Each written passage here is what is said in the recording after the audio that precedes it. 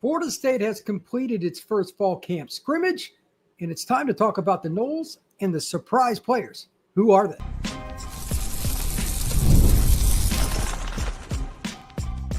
You are Locked On Seminoles, your daily podcast on the Florida State Seminoles. Part of the Locked On Podcast Network, your team every day. Welcome back into Locked On Seminoles. I am your host, Brian Smith, longtime college football recruiting analyst. Thank you for making Locked On Seminoles your first listen each and every day here on the Locked On Podcast Network. Going live tonight on a Wednesday, going to be discussing all the things that I've heard, some of my expectations, talk big picture Florida State, and above all else, for those of you that are joining us in the chat, comment, questions, anything you want. If you want to disagree with me, have at it. But most importantly, again, just comment and let it rip. We're early in fall camp, but there's been more news than I thought there would be, despite Mike Norvell just quite honestly not allowing anything in terms of media access. They're controlling all of it. I understand they're playing Alabama. But before I jump into the chat, I want to give a few thoughts on an article that I saw from Zach over at Noles 24/7. It's a pretty good article. And secondarily, I also want to talk about my expectations. Quarterback depth chart is changing. That's a little surprising because I thought it would happen maybe later in the year, but I think it's already starting to trend that way. And B, the other part, this is just good news overall, and I've been waiting a long time for this.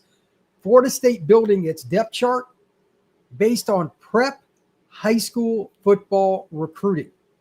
It's okay to supplement with the transfer portal, but for the Noles to get really not just get where they need to be a contender again for the national title, they needed to recruit better. This past class is a little bit better than I even thought based on the early returns, and they're recruiting better again. Some of these young players are starting to hit.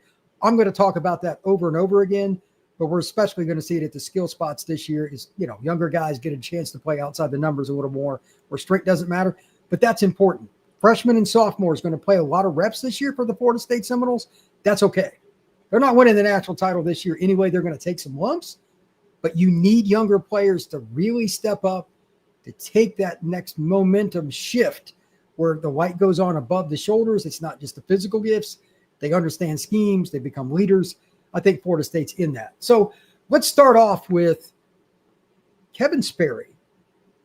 Did I really think that he was going to make a move this early? He's a true freshman. He enrolled early, I know that. But did we really think that he would be talked about consistently? Mike Norvell's talked about him. There's been discussion with Malzahn, et cetera. And just kind of the rumor mill in general, I'll leave it at that, is that he is impressed both through the spring, summer, and now a little bit in fall camp as well. Fool me once, shame on me. Fool me twice, shame on me again? No?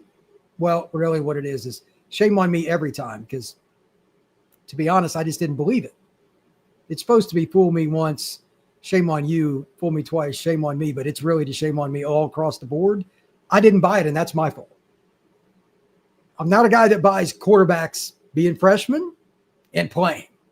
I'm not. I don't.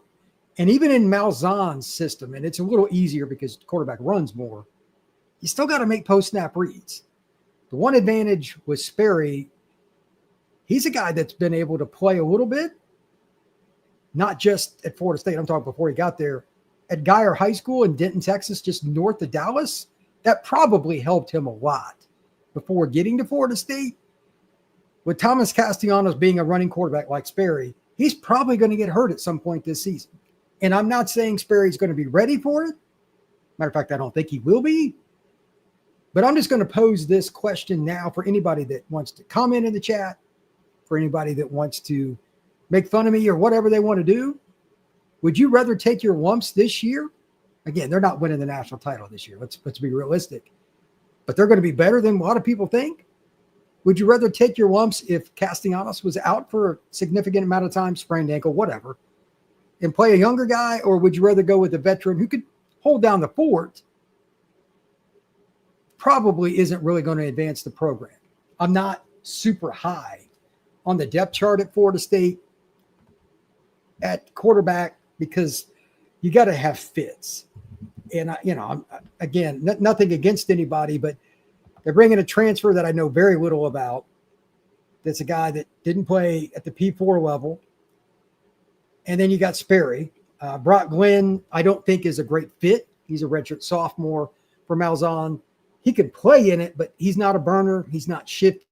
You got to be at least one of those two, in my opinion. I've covered Gus when he was at UCF, spoken with him on and off the record. You need somebody that can really make guys miss. I'm not buying Brock Glenn as the long-term answer at quarterback. If I'm proven wrong, great. Good for Brock. I just don't think this is the right offense for him. Sue me if I end up being wrong, but it wouldn't be the first time. Certainly won't be the last. But Sperry is an elite fit for this offense because he's got some size to him. He's got some speed.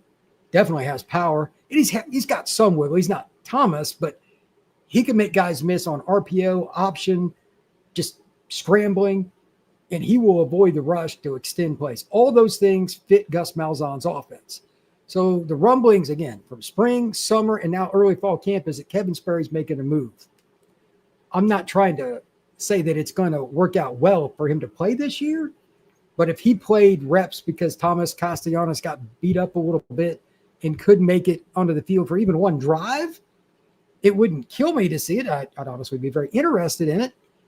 Brock Glenn is still my guess to be the backup early in the season, but I'm going to go ahead and predict before the end of this year, Kevin Sperry will pass it. Now, Brock, for the record, it's been noted, and I don't know what the injury is. Again, they're keeping everything very close to the vest. He's been beat up. He hasn't practiced a little bit for the last couple of days. Nothing significant, but Brock Glenn's been out. So Sperry's had an opportunity to get more reps anyway, and that's cool. But again, as I noted in the opening, high school recruit, fits the system, and if you're going to get to the point where you're going to compete with Penn State and Texas and Ohio State and name the obvious names, you've got to recruit the high school kids better, and there's more continuity. It killed Florida State last year. They got the home run, or really the grand slam, in 2023, but that's the anomaly. Having that many transfers work out, that's not the norm. Florida State is just one of several programs that are really distancing themselves from the portal long-term. Now, they had to hit it this past January, let me be clear. But I'm willing to bet this offseason coming up and the one after, the number will start to go down. I think it's 23 or 24 FSU took this offseason. They'll be below 20 moving forward. And if they're up over 20, something went wrong, and it's probably not going to go great. It means you got too many holes. I think that the high school recruiting is getting better. Getting guys like Kevin Sperry are important. We're going to talk about Osman Kroma and all these different guys that they have, just really elite athletes. Now they just got to develop them. But I'm really excited about the high school level with it. When we come back, I want to discuss the offense overall, some of the things that I've heard, some of the things that I've read. If anybody, again, wants to comment, fire away. I'll get into the chat here in just a second. But I want to come back with that. The offensive line, I've heard good and bad. That's a concern. And I've got a few thoughts about Castellanos that don't surprise me based on what I've read and what I've heard. We're going to talk about that next here on Locked On Seminoles. Summer sports are in full swing, and whether you're all about baseball, golf, or high-stakes soccer, FanDuel is the best way to make every game even more exciting than before. You're already following the action. Why not make it a little bit more thrilling? With FanDuel, you can get in on the game while your friends are getting sunburned at the beach. If you want to look at the baseball playoffs that are getting ready to come up, you've got the races for individual awards at MLB, whether it's home runs, wins leader, ERA, all kinds of things you can go with. And, of course, over-unders on win totals, Florida State included, at FanDuel. If you're new to FanDuel, new customers can bet $5 and get $150 in bonus bets if your first bet wins. Open the FanDuel app today or visit FanDuel.com to get started. Thank you once again for making Locked On Seminoles your first listen each and every day here on the Locked On Podcast Network. I am Brian Smith, longtime recruiting analyst, covering the Florida State Seminoles and having a blast, to be really honest. This is going to be a wild year. Fall camp, I expect to be wild. You got Bama coming up. Going to do previews on several of Florida State's opponents. But right now, we really need to focus on the depth chart, quarterback race, O-line, some of that stuff. And then we'll really dig into Bama starting next week. I need to see some of the reports on them too, which it'll be hard, but we're gonna dig in there. But right now, I want to dig into Florida State offensive line. The report that I read on 24/7 Knowles and just kind of in general fits what I expected. We all kind of expected. The starters are what they are, but it's iffy after that. That's why they went and got 4 guys out of the transfer portal. I'm just going to go ahead and say it. Florida State could be 9-3 this year. They could be 5-7. But I guarantee you, if they have 2 or 3 guys on the offensive line, kind of like it did the last 2 seasons, that are out for extended periods of time, it's not going to go well. They do not have the ready depth to sustain play. That's what all accounts are telling the viewers on. Pick a website, pick a person that you have a contact with. I have not heard one person say O-line depth ready to play is in a position that you want to be in. I'm just saying it now to get it out of the way. The last 2 seasons, Florida State's been banged up. Like, the odds should favor them on injuries. But if it does not go their way, I don't care who the play caller is. I don't care who your quarterback is. We've all seen what it looks like when O-line goes south. They cannot afford, to be honest, even one injury up front, which is probably not realistic. But there are teams that will have every guy start an entire season. Florida State needs it to be this year.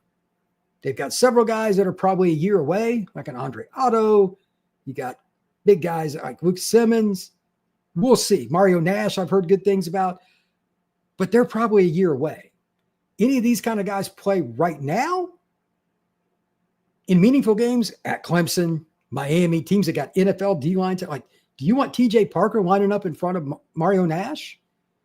Lucas Simmons? Andre Otto? I don't. And that's kind of the report right now. They're just not ready. And this is what happens, and why I bring it up so often. Florida State missed for years and years and years on offensive line recruiting. The last O-line coach screwed that up. He's gone. Herb Hand is correcting it, but it is a slow process. This is year 1. I like the O-line class. It's freshmen. Got a few sophomores that are pretty good players, but they need another year in the system. That's part of it. If FSU's O-line holds up this year, they got a chance to go to a decent bowl game. If it doesn't, they'll be lucky, in my opinion, to get to 6 wins. It's just that big a deal. There's too many question marks after the starters, but that's part of the game. Every team needs a little bit of luck to have a good season, to be honest, with injuries. And Florida State, again, they are due for some luck with injury. It's been ridiculous. I mean, seriously, not just O-line. Like, it's been ridiculous how many guys have just had odd injuries. Even DJ last year, like his hand, like just goofy stuff. They deserve some good luck. And I know that everybody here would agree with that. That injuries suck with football anyway, but it is a barbaric sport. Now, the fun part is the young guys I just talked about, O-line, that goes over to the running back room. Usman Kroma.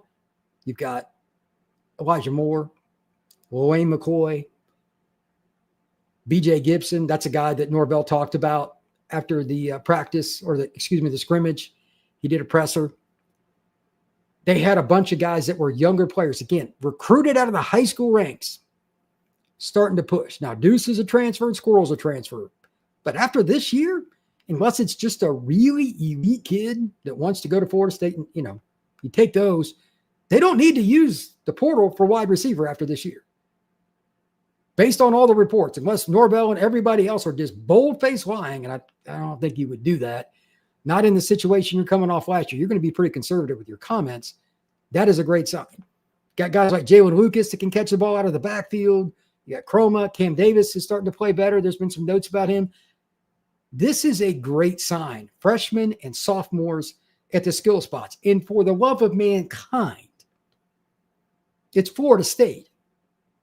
Skill talent is it's the lowest hanging fruit. Heck, it's on the ground. There is never an excuse for Florida State to have been in the situation they have, because there's so much skill talent. Alabama, Georgia, and Florida. It's where every school in the country comes to recruit, and you're right in the middle of it in North Florida. They're finally kind of getting back to where they need to be, and starting next year, again, barring something unforeseen, I don't think Florida State's going to need to recruit out of the portal. Again, unless it's just an elite guy that just wants to be at FSU, and probably for less money they could get somewhere else. Good luck with that. They're just going to be able to bring up the next guy like Bowden used to do. That's how you win. That's how Ohio State's done it. That's how Penn State's done it. Texas. Notre Dame, Clemson, etc. For the most part, those schools don't take many transfers, especially Clemson. And that's why they're winning. They've got continuity. Florida State's close in that regard with the skill spots, further ahead definitely than the line. And I'm really happy about it. On defense, by the way, love to hear the reports about Kevin Wynn. He's one of my favorite players that I saw over the last several years for Florida State. Elite defensive tackle. If they didn't have Darrell Jackson, no lie, I wouldn't have been shocked if he would have won the nose guard position, even in a zero tech. He is that good out of high school. Rare player. I expect him to be a 3-and-out guy for Florida State. All reports are good. They've already had him in front of the media doing a press conference. They don't do that with freshmen unless they're really good. Great kid, by the way. I'd never had a chance to meet him. He played at a 1A school in the middle of Georgia, but holy cow, was his film good. And apparently he's doing really well for Florida State already. He's adjusted. He's in the 2 deep already behind Big Darrell. That's a great sign for Florida State's future. And then the guy that I'm going to talk about a little bit more that I didn't know much about because he's been hurt a couple of times, former JC player at a Hutchinson Junior College in Kansas, Jaden Jones. I didn't even know who he was. Somebody mentioned him. I don't remember which site I was on. I'm like, wait a minute, Jaden Jones. I know that name. Like, who's that? He's been hurt a couple of times. He's a 5th-year senior at FSU after being a JUCO. He's got a chance to be that guy that surprises. And I love these stories. This is why college football is the best sport on earth. Not only the crowds, the fandom, the regionality, all that stuff. Comeback stories like this are great. He's had a couple significant injuries. 6'4", 6'5", just over 250 pounds, and a pass rusher. Norvell's brought him up. Media members have brought him up like he's been flashing consistently in fall camp. And let's be honest, this was one of the biggest question marks for Florida State coming in to this season. Yeah, I know you've got a transfer from Nebraska that's good, knows the system, this and that. If you're going to be good, you don't have to have the 97 Knowles pass rush, which had Bull Ware and Renard Wilson, maybe the best 1-2 punch in the history of college football. But you've got to have a couple of guys that are at least in the conversation for the NFL, or it's probably going to be pretty mediocre. James Williams has NFL talent. We need to see it. But this guy's about the same size as James, and he's a kid that wants it. Like, if you've had 2 significant injuries and you still come back, that's something. But to come back and be a dude and everybody's talking about you, I love that story. And this is kind of how Florida State football got rolling in the early 80s with Bowden. It's kind of ironic. They had guys that overachieved a little bit, then all of a sudden it exploded, and Bowden got some of the elite recruits, and by the mid-'80s, they were top 5 program every year, and that was the end of it. This is great. I hope that Jaden Jones is that guy off the edge, that stand-up, what they call the jack position. I hope he's that guy. Because if he is, and you can rotate him with James, and maybe you move James to the strong side too, put his hand physically in the dirt, it changes your defense, man. It gives you so many more calls, and it gives you more guys with juice, meaning they're not sucking oxygen on the field and have to go 75% on a 3rd and 8. That doesn't work. You've got to be able to rotate guys, especially in 100-degree heat. And I don't know what the heat index will be when Bama comes, but it'll probably be 110 on the field. That many people suffocating down on you, it's going to be a water pit in terms of humidity at 3:30 in the afternoon in Tallahassee. Good luck. You must rotate guys. So the most important thing out of camp, you could argue, is if Jaden is really legit, that it's at that spot. We knew James was going to be a guy. If Jaden Jones is somebody too, changes your defense. You can never, ever have enough pass rushers. You just can't. Florida State might have found a really big gem. And I don't know what the J is exactly. Big Jason Jenkins, the 6'6", 275-pound defensive lineman that allegedly, according to Tony White, can play anything from nose guard to jack. That's crazy, by the way. Supposed to be back like full go next week. I don't know if there's a date that's been mentioned, but I just heard next week. If anybody wants to comment on that in the chat, fire away. We'll get into that here in just a minute. But before I dive into the comments, one last thing. I'll go to a quick break. But does Florida State's defense exceed expectations this year? And let me set the bar for me. If you got a different one, again, comment in the chat. I think they should be a top 25 defense. And I'll go into more detail on that in a minute.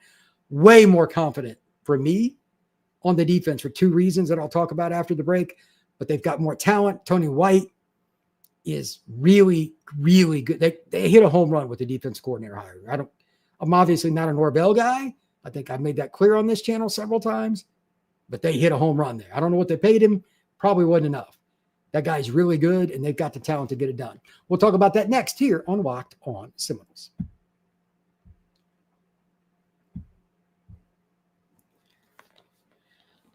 All right, let's talk a little bit about Tony White and why I think this is going to work. You've got all the different guys in the deep secondary that they can use, and I was surprised they were able to get this done, and good for Florida State for doing it.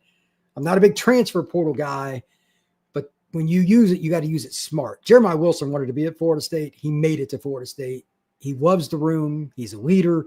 So you got a corner on one spot. That's your dude. On the other side, they got a battle. Quindarius. They've got Kai Bates. They've got Jabril Rawls. And they still have other guys too, like Arnaud's a guy that's made some plays. You got Ricky Knight and Wester. All these different guys have played in some capacity at corner, nickel, what have you. They're in a good spot in the deep secondary, and they're going to play against a lot of teams that have the ability to throw the football, like Miami, Florida, et cetera. They got guys that have NFL aspirations. If Florida State's DBs can figure out the scheme, it's going to be a lot more zone. I think Florida State could be, you could argue, will have the most interceptions of any team in the ACC this year. Again, I am super high on Tony White as a DC. And then the DB coaches, they've got Coach Coop, Coach Sertan, like those guys are really good. And then on top of it, you have, I'm trying to think if there's a bigger, outside of maybe Georgia, maybe Bam. I think just Georgia. FSU might have the biggest defensive line group in the country. They're going to be able to stuff the run. It's kind of a size, and they're pretty well noted for their ability to stuff the run. When they were at Nebraska, this group, the first year before they came over to Florida State, they were 9th in the country in stuffing the run. 9th. No offense to Nebraska, they do not get the same players that Florida State does. They do not have a Darrell Jackson. They probably don't have a Daniel Lyons. I love his effort, by the way. And they certainly don't have a Kevin Wynn coming in as a freshman. Florida State's defense could be pretty nasty, and I think they're a top 25 group. If they're not, I need to know why. Because at the end of this season, if they're not top 25 in several categories, or at least on that fringe, we're going to talk about that for all the wrong reasons. But I want to dive into the chat now just to get a few comments out there. If you have any comments, you have any questions for me, any things about the Alabama game, fire away. You know, I'm going to stop talking and let everybody else kind of jump in. But this is fun, man. We are finally back to college football, so let's have some fun with it. Gene Watson, I'm okay with the secrecy. Let's keep Bama guessing. You know, I wanted to comment on that. Gene's right. Sometimes you have to be a little secretive. As somebody that's worked in the media, as somebody that's also worked with teams in some capacity, like unofficially and stuff, I've never coached, but I've been around it and tried to help teams out, high school, 7-on-7, et cetera. There are two things that I know. Injuries are going to happen. You don't really want them to go out there. And if you make any schematical changes, you certainly don't want them out there. But everybody knows Gus's offense, and pretty much everybody knows Tony's defense. So I think it's just more about the depth chart. They don't want a ton of that stuff out there. And if you listen to Malzahn, if you listen to Coach White, if you listen, especially Norvell, he really tries not to give out anything about he just says everybody looks good. He is the ultimate coach speak guy. I mean, I listen to Norvell's press conferences, but I'm not a fool. Like, he's just not giving you anything.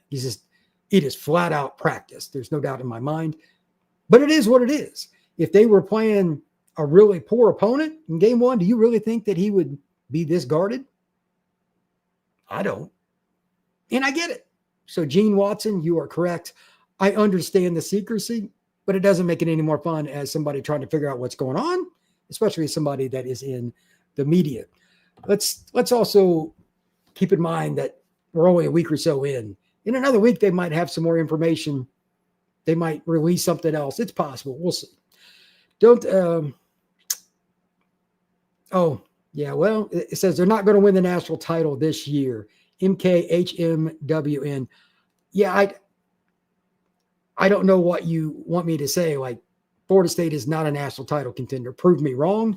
If anybody thinks they are, go for it. But I don't think so. Spartan Knoll 71 says, I'm glad for the media blackout. Why is that you think it's a good thing? Gene, I'm with you on Sperry. I have Brock derangement syndrome, 3 straight turnovers on 3 plays, a record never to be broken. Oh my gosh, you had to bring that back up. That was awful. Sperry has already passed him on the depth chart, according to Spartan Knoll. I don't know if that's accurate, but it wouldn't shock me. Like, again, full disclosure, nothing against Brock. He's been banged up. He's missed a couple practices. It happens. Sperry is just a better fit. It's just a better fit. If they were running an offense that Sark at Texas, don't be mobile. Don't do some RPO.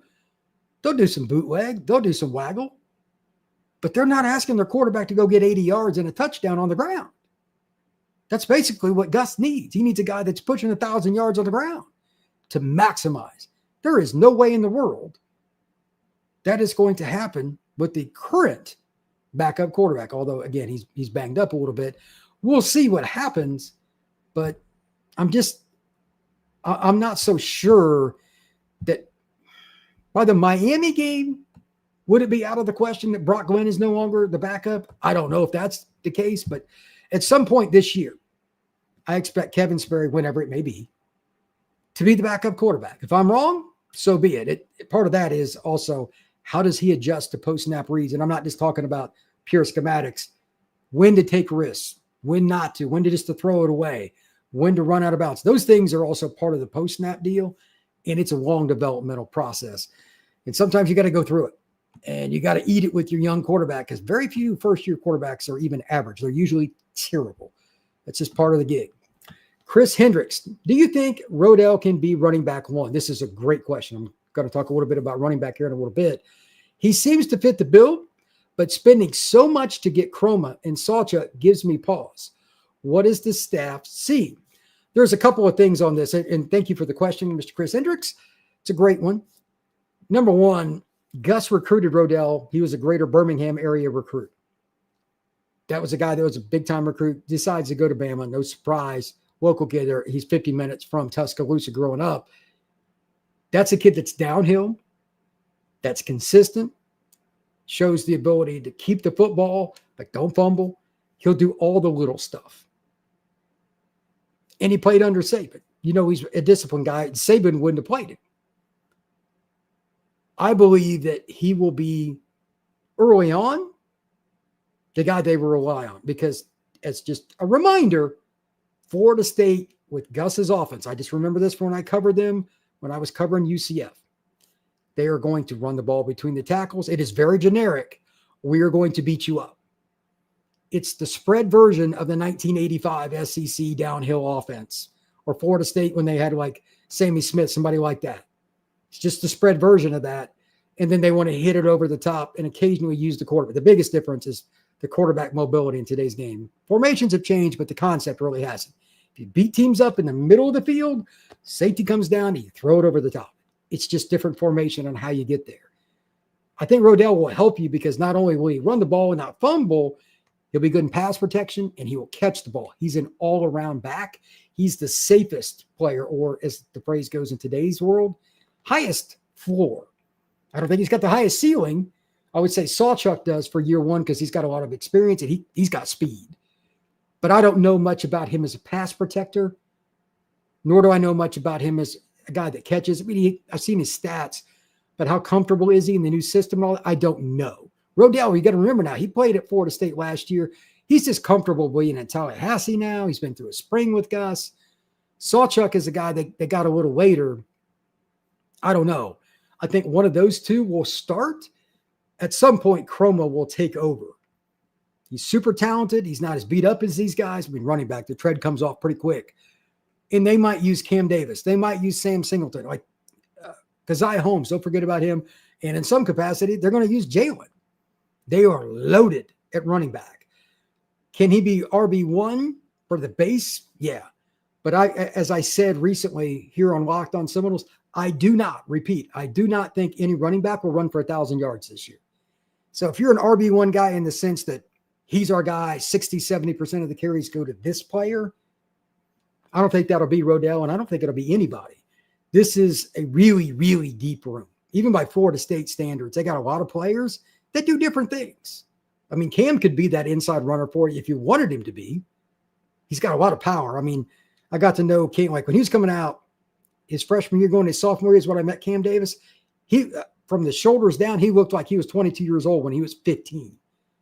He had offers from Georgia, Bama, Florida State, and everybody like before he could drive a car. And that's like your third or fourth option. So Florida State's loaded. We'll see who ends up being number one, but they're going to have to earn it. And maybe against Bama, there's a guy, and maybe it's Cam Davis. Maybe it's Chroma. I don't know who. Somebody has to be able to show they can be a first, second, third down situational back that is consistent between the tackles. I don't know who that's going to be, but it's a fun topic. Spartan Knoll. Sucks for Brock because he is stuck with this, but it's the business. This is a great point. I have no idea if I'm right. I'm just projecting. But again, I think Sperry will eventually pass it. If I'm wrong, so be it. But Brock could have left after this year and went somewhere else anyway. Just throwing that out there. New system. I want a new change. We were terrible last year. I need a new change. He didn't do it. Whatever happens at quarterback, if he leaves after this year, if he's the starter or anywhere in between, note, Brock Glenn could have left Florida State University and he stayed through the coordinator change, all the discussion about how bad he was playing last year, and he played bad, getting beat up, which wasn't his fault because the O-line was an atrocity. He stuck with Florida State. If nothing else, give Brock Glenn credit. A lot of guys would have tucked tail and ran. He did not. I think that's commendable. And I think fans sometimes forget it's easy, very easy to just point to a guy when they're failing. But there's the off season where everybody's calling your friends. You see the media, see other guys transferring. He could have jetted. He didn't. I love it that Brock Glenn wanted to compete. That's what college football should be all about. So congrats to Brock on that. Let's see here. Spartan, hopefully we get a West Coast Bowl so I can go. Hey, man, with the size of the bowls, like how many, there's over 40? Somebody has the number, drop it in the chat, but it's insane how many bowl games there are. I don't even try to keep up with the tie-ins. That stuff is insane. Let's see. Knowles beat Bama by 10. Will Berger. Will, why do you think that? Or are you just saying that because you're a Knowles fan? I've got a feeling, this is from Spartan Knowles 71, I've got a feeling our tight ends are going to have a great game. They could. A quick note on that. Florida State's got a really diverse tight end room. You got Biscuit, who I think slimmed down a little bit. He looked pretty good. If you didn't see it, he had a diving catch going out of bounds the other day. It was NFL level. It was tremendous. He looks more agile. You got Landon, and of course, you've got Pittman. Like those are three different body types. Pittman's more of an H-back fullback that you can use in the slot. And they'll do different things with him. Landon is the traditional, can play outside or inside guy. And then Marcus Douglas, Biscuit, is a guy that's probably your power blocker in 3rd and 1 goal line. But he looks better too. And that doesn't even count about the walk-ons and some other guys they brought in, Lofton, etc. This is a pretty nice tight end room for the Florida State Seminoles. If they find the niche on which guys can do certain things, and hopefully they can all be pretty similar so other teams don't know what you're going to run based on who's in the game. Yeah, I could see Bama having some problems with FSU's tight ends. I think most teams will. I've said it before and I'll say it again. Landon Thomas is a 3-and-out guy in my opinion. He just has to stay healthy, stay out of trouble. He's 6'5", 240 something and does not run like a guy that size. He's been a little banged up too to start fall camp, but I'm not real worried about that. He needs a week or so to be ready. He's one of those rare guys that you can do that. And on top of all that, you still have the wild card. Talked about this a little bit recently here on Locked On Seminoles. Amari Williams. Remember, he played tight end last year. He played a lot of it coming out of high school at the Benjamin School down in Palm Beach County, Florida. He's playing defensive end and tight end. But because of some guys being banged up, he's played a little more tight end here in fall camp. Do not forget about him. He might play both ways in the game against Bama, which would be really, really cool. Will Berger. Knowles win the turnover battle. Defense will come out the gate elite. I could see the defense playing against Alabama at a much higher level. It's game one. Defenses play better. And they've got a new quarterback just like Florida State does. You know, everybody's acclimating. If they turned over Bama 3 times, would it shock me? No. You may even get a freebie in there. Shotgun snap over the head, tip pass at the line. Florida State's pretty darn big. Jenkins, Darrell, guys like that are 6'5" plus up front. There's a lot of chances for turnovers. That would not surprise me in the least. Vernon Corbin. How were the linebackers during the scrimmage? Blake Nicholson getting the playbook down and attacking? I don't know. We've gotten numerous different reports about what's happened with linebacker. If you ask me to rank the positions or which ones I felt the best about ranking, okay, well, this is the depth chart. Dead last would be linebacker. Dead last for me. From the intel that I've read or gotten, linebacker would be dead last. I would not touch it with a 10-foot pole. So I'll just say this. I don't know which players it will be, but two particular notes and maybe a third, depending on how you want to label this. Elijah Herring, the young man that transferred in from Memphis, I expect him to be a player that ends up being a starter in some capacity. He's a tackling machine. You have to get guys on the field, especially against Bama, who's going to be uber physical. You've got to get really good tacklers in the middle of the field. He'll either be the Will or the Mike. I don't know which. He will be a starter. After that, it's going to be situational. And then who's got the hot hand, depending on how you want to look at it. It could be a little of both. Again, that's just labeling how you want to do it. But if Bama comes out and runs a lot of 3 wide receiver, just traditional, you'll see more big linebackers, guys that are better in the box. If they come out in 4 wide, like get rid of the tight end, that's a different animal. You'll see a different group. Linebacker is not what you want to play. Linebacker has to adjust to who's on the field for the opposition. That's not a Florida State deal. That is college football 2025. It is the most difficult play from one particular down to the next to figure out if you got the right guys on the field. And I'll tell you why. Even if you're in a situation where the other team's in 10 personnel, meaning 1 running back, no tight ends, 4 wide receivers, they may line up in a bunch formation, trying to get your linebacker one-on-one with, please don't let it be Ryan Williams, but it could be. Could be a lot of guys. Isaiah Horton. Anybody like that, that's what they're trying to do. So even if a team comes out in that, and you've got an athletic line, like Nicholson's really athletic, is he going to run with the receiver? No, you've got to take guys off the field. You might have 1 linebacker in the game, and then they run some kind of power play with a big running back. You got to play the odds. So linebacker is very, very difficult situationally too. Let's see what else we got here in the chat. All right, HGF, why the FSU getting picked on for very little thing? Why everyone hate us for some reason? Florida State is, and to be honest, I don't normally follow this trend, but it's true. Like, they have been beaten on quite a bit this offseason by media that doesn't normally cover Florida State in any capacity. I don't know why that is. I watch a ton of different YouTube videos, whether it's a local guy, whether it's a national guy, whether it's syndicated, whether it's not, from Dan Patrick to the small shows. I watch more podcasts and listen to more podcasts about anybody on a planet. In Florida State, even if it's a West Coast guy, has been thrown under the bus a ton this year. I understand they were 2-10 last year, and I blitzed them for that too. I mean, they were 2-10. But it's not like Florida State football is never coming back. It's people fall into this trap, and if Florida State's the latest, when an elite program they can recruit like Florida State falls off the map, has a really bad year, that doesn't mean they're done. You're always one coach away, meaning the head coach, from being 2 or 3 seasons away from winning a national title. It happened with Bowden at the end. Like, he was done. Jimbo won it real quick. If you hire the right coach, you win a title. So I don't know why that is, and it's a great question. To be honest, it's kind of annoying, but somebody will fall on their face this year, not named Florida State, and it'll change to that team. Like, you're always one head coach away from being back, though. Samuel Gibson. Sperry may be better than we think. Sperry will be special. I got a great feeling about him. He could be. I think he's a tremendous fit for Gus Malzahn's offense, so we'll see how that goes. I think Sperry can definitely be the second quarterback. I don't know if Brock good enough. I'm sorry. Great guy in the locker room, though. That's also from HGF Quiz. Quiz. Again, if Brock doesn't end up being the guy, I'm cool with it.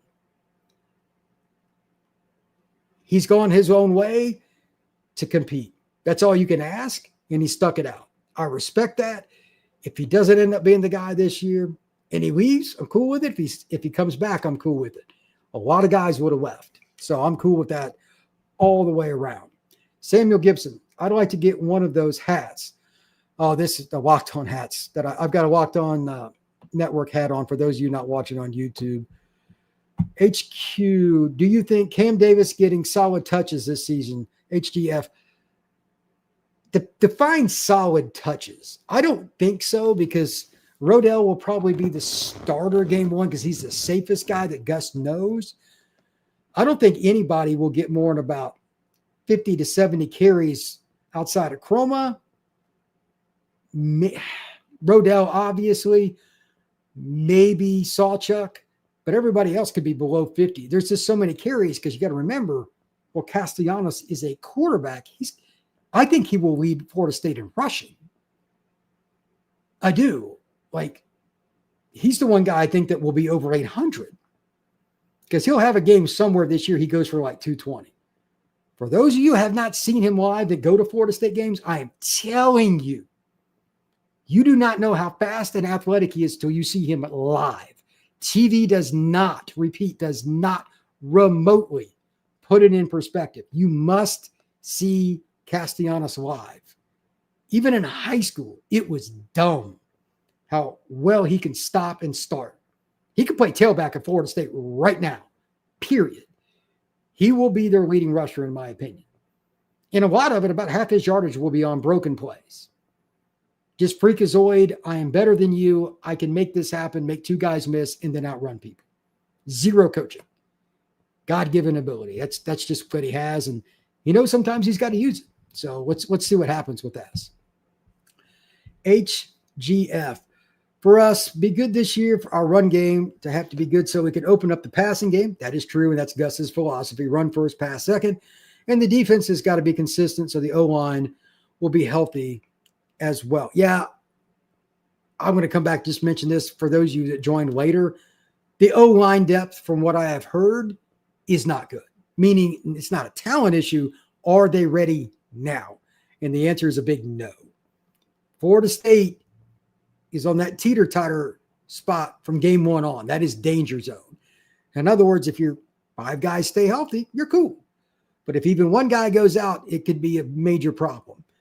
That's just college football in 2025. The only teams that really have any depth on the O-line are pretty much the ones that are favored to win the national title. They're about it. Clemson, Penn State, Notre Dame, etc.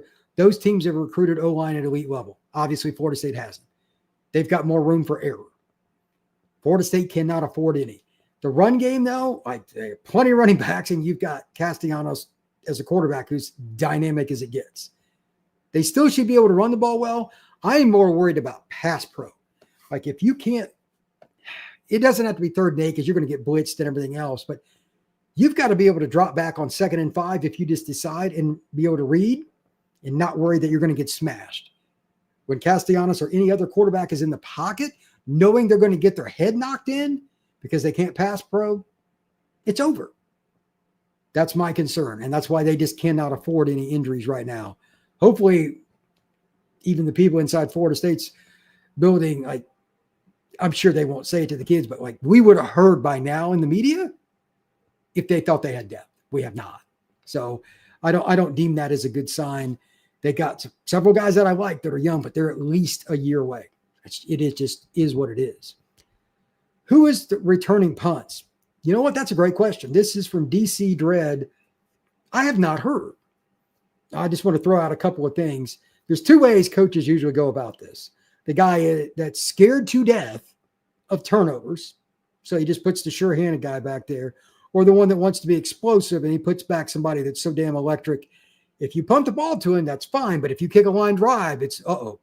Because the first guy's got no chance. There's too much distance between the first gunner and that punt return. He's probably going to make him miss pretty quick.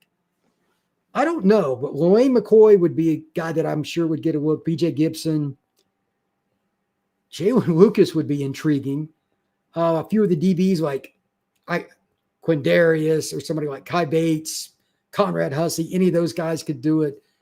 They got so many candidates. I have no idea which one they would pick. And for a safer pick to somebody that's got great hands, I don't know. But my first guess would be Wayne McCoy, because I know he's got elite hands. I've seen it, and he is twitchy as all get out. He played at Miami Central. He's used to being in the spotlight. I highly doubt that he's going to have any problems with liking that opportunity to be in the spotlight either. Let's see here. Vernon Corbin. We need code names for our players so Norvell can speak freely. I get it, but the whole point is we need to know who it is without the competition on, and there's no way to do that. But Vernon, I appreciate the thought process. HGF Quez. I'm excited for this upcoming season. We have so much potential. That is true. That is very true. When do you think FSU is going to drop the official starting depth chart, or we already? That's a good question. A lot of times teams, this is goofy. I don't know if it's the ACC. I think it's the ACC. You've got to, by rule, I believe it's the ACC. Somebody correct me if I'm wrong on this. You have to give your lineup, and I want to say the ACC is going with you have to give an injury report. Thursday, Friday, Saturday, like all that stuff. Two things with this, and they're pretty much the same. Never believe depth charts, and sure as hell never believe injury reports. I don't care if you tell a coach you're going to cut his hand off if the injury report's not accurate. They are going to lie. By the way, just a shout out. Do what you want to do. If you're an adult, go ahead and do what you want to do. Never, ever, ever, ever bet on a game based on an injury report. Never.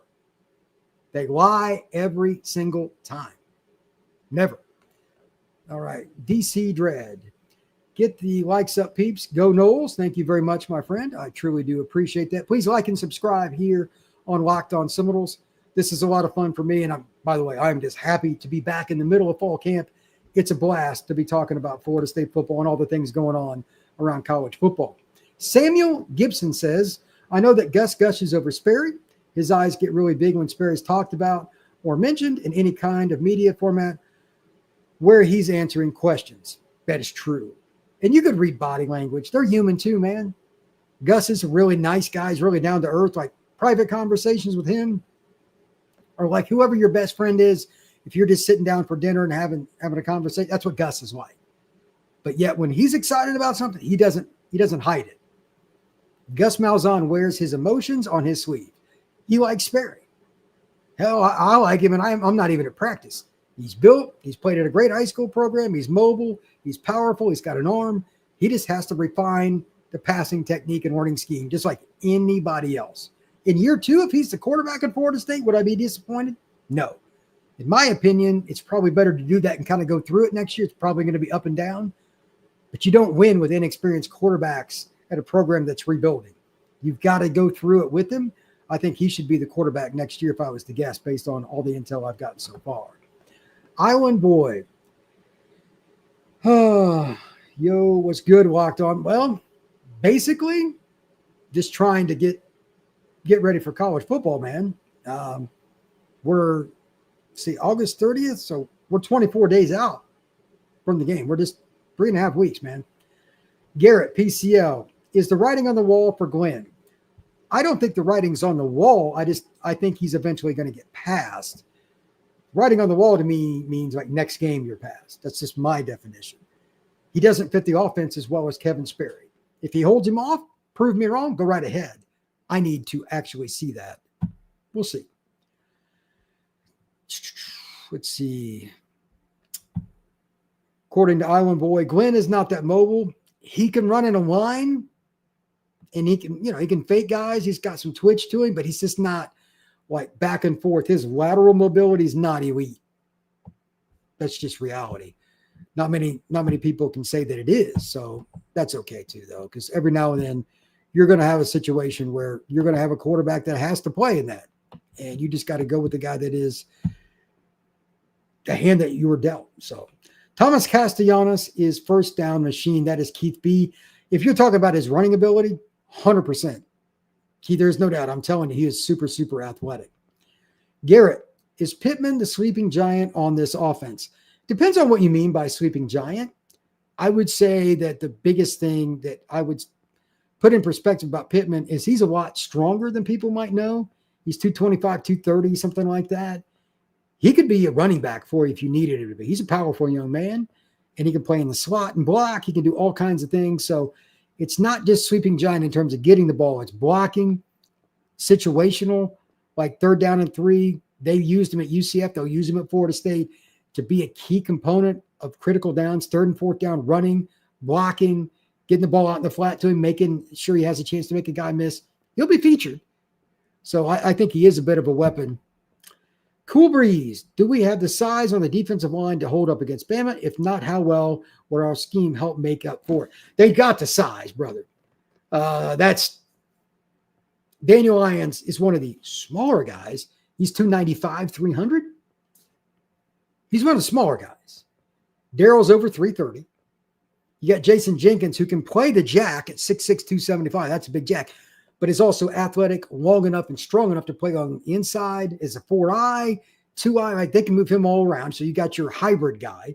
You got James Williams, who can play either DN spot, either standing up or in the dirt. He's 6'5", 260 plus. You've got athleticism and size on the edges, especially. The D tackle spot, and this is where it gets interesting. How much does Kevin Wynn play? He's 320, 330, 340, somewhere in there. Fall camp, he's going to lose some weight, especially his first true fall camp. He doesn't know how much he needs to eat. Like, we all know what Tallahassee humidity is like. It's gross. He was hot enough in Central Georgia. It's hotter where he's at now, but he's a guy over 300 pounds as well. And you're still not done with all of Florida State's size just going through those guys. You got to remember, Florida State still has more. You got Diamante Diggs. You got Deontay McCray. You've got, you've got KJ Sampson over 300 pounds. You got Jamari Flagg. They are a massive team. KJ is a player that might start if it's not Daniel Lyons, but both those guys have a lot of size. Like Florida State is massive up front. The scheme, here's the thing that I like about the scheme going against Bama, with them switching to being a little bit more zone. This is just me. Ty Simpson's not quote unquote super mobile, but he kind of like Brock Glenn.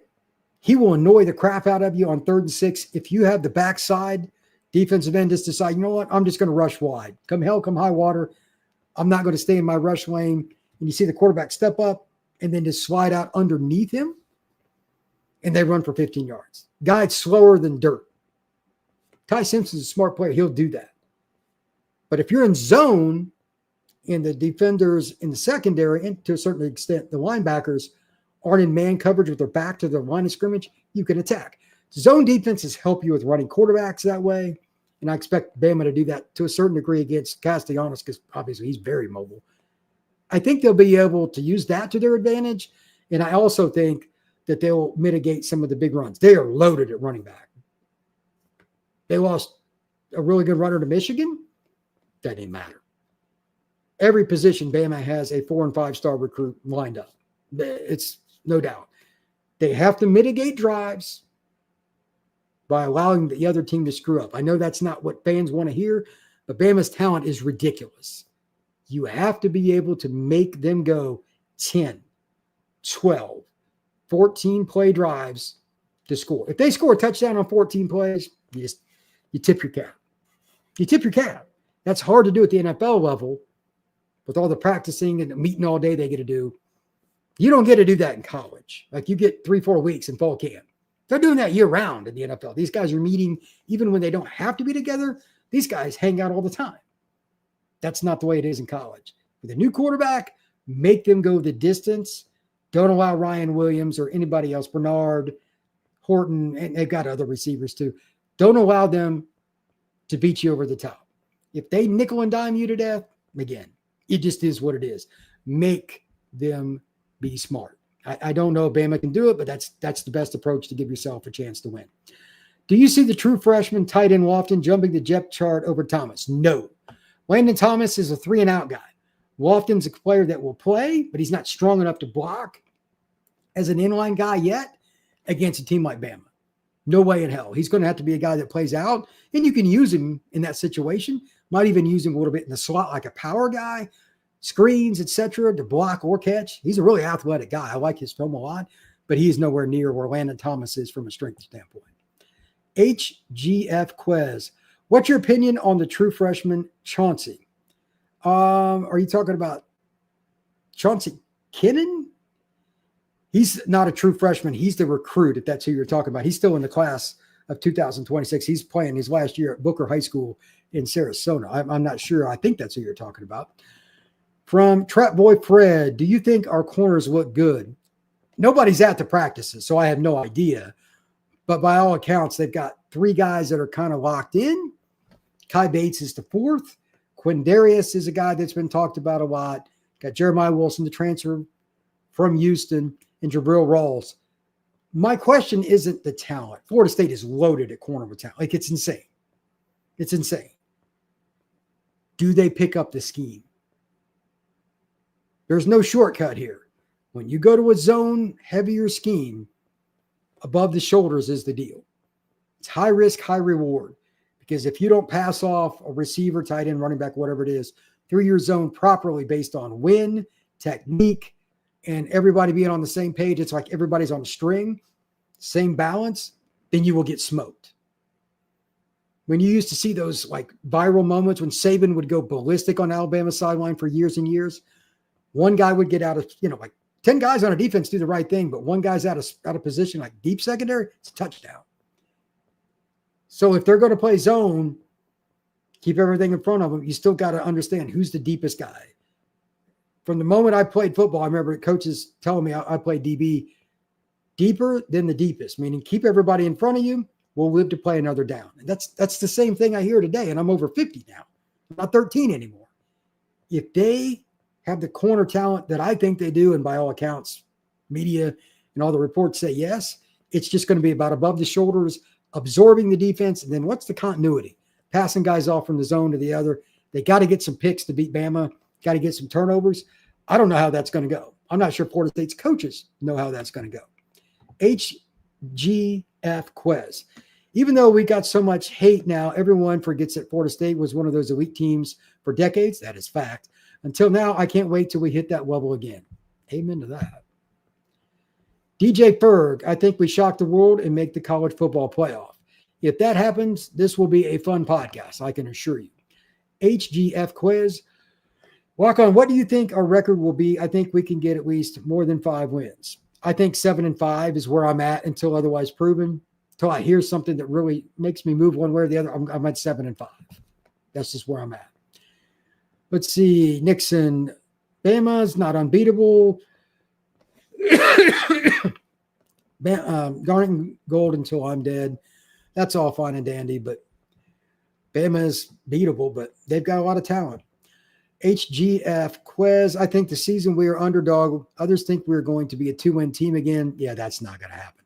Anybody picking Florida State to win 2 wins this year just hates Florida State. They're an idiot or both. We will definitely be better than last season and will prove. I hope we can come into games with something to prove.